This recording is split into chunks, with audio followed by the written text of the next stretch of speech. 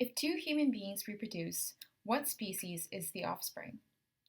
Almost everyone I talk to will acknowledge the simple and obvious answer: human.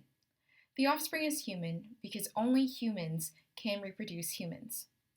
Some people who sense where I'm going with my question will throw out the common pro abortion argument that while the fetus is human, it's not a person. Here's why this idea is not only wrong, but dangerous.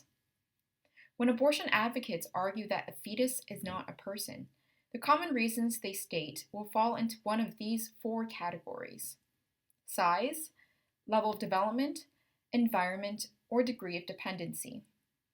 For an example, they might say that the fetus is not a person because it can't feel pain, or its life is dependent on the mother for nutrients, so it's not a person.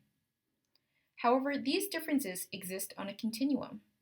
Our size, level of development, environment, and degree of dependency are constantly changing and have no relevance on our personhood status. Consider these differences between a fetus and an infant and a toddler and an adult.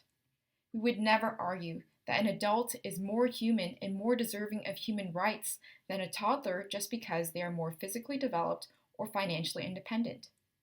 Likewise, we would never argue that a toddler is a person while the infant is not because he or she can walk.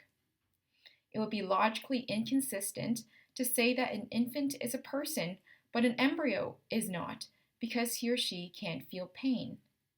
If personhood is acknowledged in human beings after birth, regardless of their size, level of development, environment, or degree of dependency, then why does it matter before birth?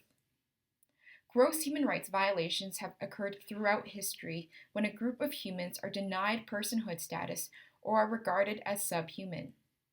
Dehumanization lays the groundwork and justification for genocide and violence towards a group of people.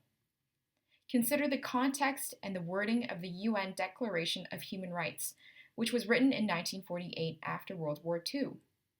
Why do you think the preamble states that human rights belong to all members of the human family?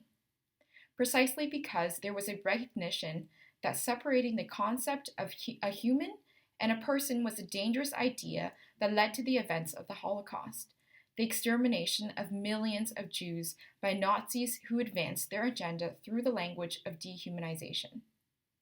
If we recognize that we cannot define personhood on the basis of race or sex, then why do we do it on the basis of age or ability?